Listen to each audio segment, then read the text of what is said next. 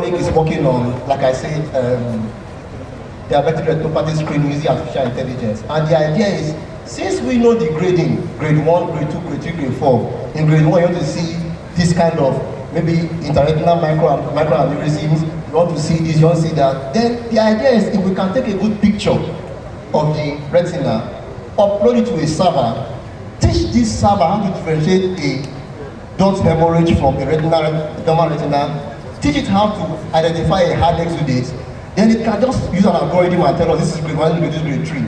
Why? So that we can go further from just taking a fundus photograph and then we start interpreting. We can now be definitive to say this is what this shows. Then we can document.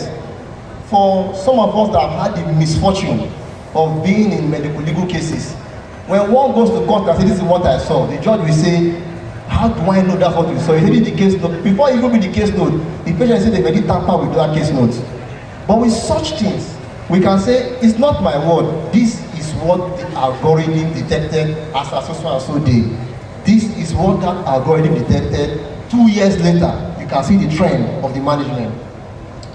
We look at when we want to diagnose and manage.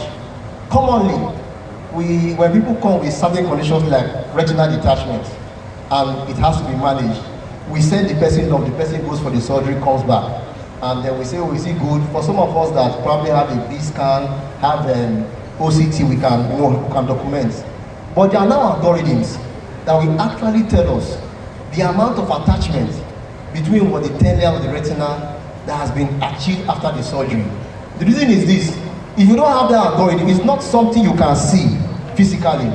It's not something the B scan will show you. If you don't have that, and the patient comes back and says, oh, he's looking very well, give the patient 2 weeks, you have a repeat detachment. And then the patient now says, you are the one that sent me to that place.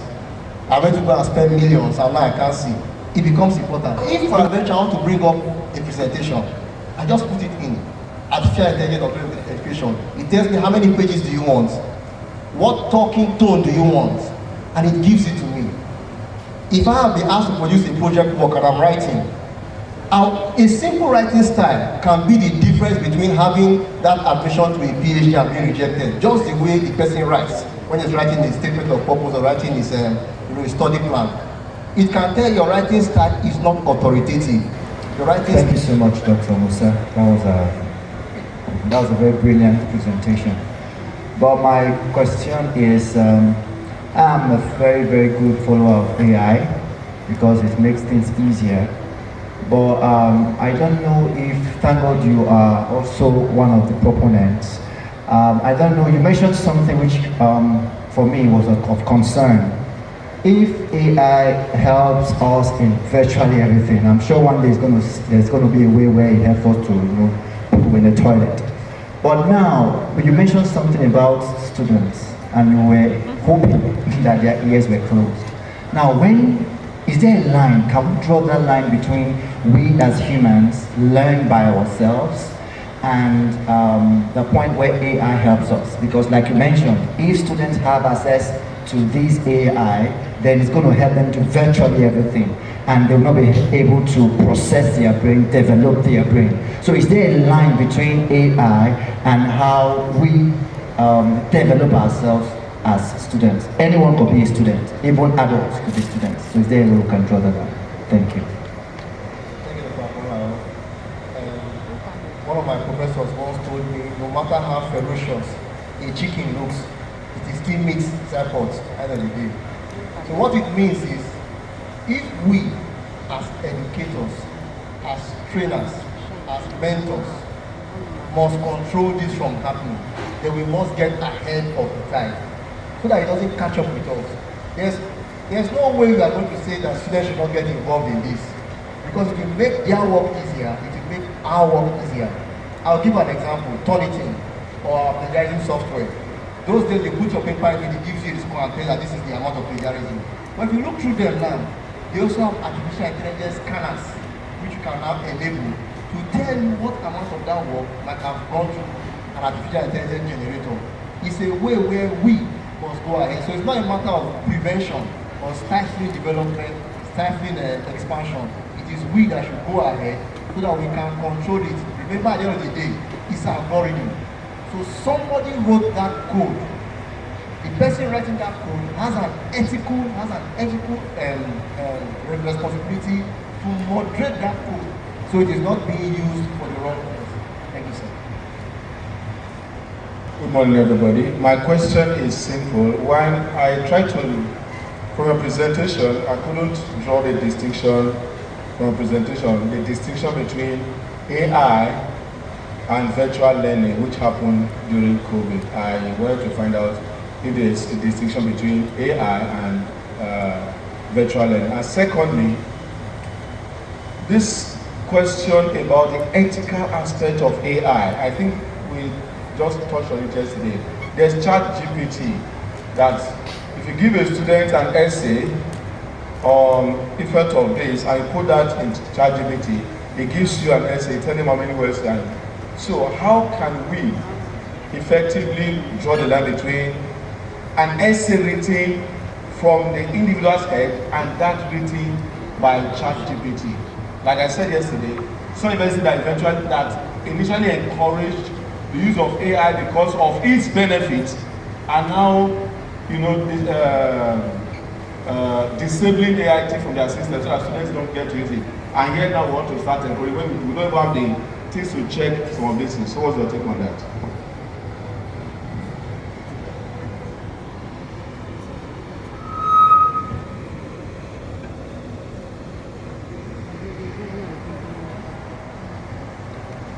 Thank you, sir. So, in terms of the distinctions, the virtual learning was under the sub-topic of enhanced learning using artificial intelligence. It's one of them. Other things for diagnostics, like we said, and some other things. For time constraints, just touched on the key point. But it's just a subsection when we talk about enhanced learning. Again, true. The truth side is this. There was some grants given to the NUC. I'm aware of that. And that grant was used for what we call IPTT with universities, intellectual property, something transfer office. It means that every educator, at least that I know of, in the government-funded university in Nigeria, for example me, has these plagiarism softwares already installed once they have the username and the password. It's one way we can check this.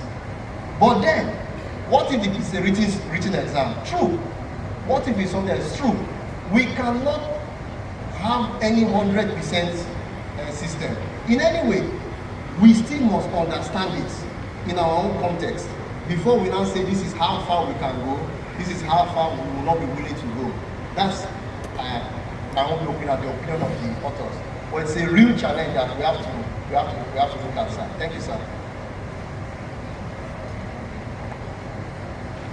Last question. Prof, you have a question? Dr. Musa, for your presentation. It was quite enlightening. With AI, there is a current debate on AI being collaborators versus competitors. So as optometrists, we know AI will make our work easier, it will save time. But what is the drawback on us optometrists? Is it going to lead to redundancy? Is it going to be reduction in our need in the future? So how does this impact us negatively? We've seen the positive aspect, but is there a negative impact on it? I will beg our understanding to use something similar. There was a particular court case some time ago where one of our sister professions, pharmacy, tried to take the patent medical dealers to court. And part of what the court looked at was the burden of need of the contracts, the common citizen. And the post like, can you actually cater to everybody? How many authorities do we have in Nigeria? How many people do we have? Somebody was telling me yesterday that for every 5,000 people, 1,000 people in the US, they do, 5,000 people, they do 550 cataract surgeries. For it was using that example. In Nigeria, we do 30. I once told someone that we have too many people dispensing, selling lenses. He said, what's our population? 200 million. How many people need lenses? I say 70 million. How many doctors do you have in total? Optometrists, less than 10,000. So there is still a lot we will not catch up with if we don't employ technology. Now, can technology compete with us? Possibly, if we don't move fast enough. If we don't move fast enough, need will always trump reason. If somebody needs something, reason will run away. So if we don't meet the need, reason will make that thing come up. And if it comes up and we're not ready, it can potentially be a competitor. That's true. Thank you, sir. This is a round of applause for him. Your AI presentation delivery tone was harsh, but it was authoritative. Yes, and I did not expect you here personally. I expected him to come like that MTN advert. You remember, I'm delivering this lecture. When I come to give him the certificate, I'll fall on the floor. All the same, that was a very good delivery. But before I give him the certificate, please tell us which lens met that criteria, that minimum criteria. Yeah? Okay, we will let you go. Thank you, Dr. Musa Mutali, for that presentation. And on behalf of the Nigerian Optometric Association, hereby present you with this certificate for an excellent delivery of this lecture at the 46th Annual National Conference and Vision Expo, and also another certificate of publication. He, with other authors, published, made a publication in the Nigerian Optometric Association journal with the topic Steven Johnson syndrome in an 18-year-old black female, a case report. So in appreciation of that, hereby make this presentation. Thank you very much. Thank you.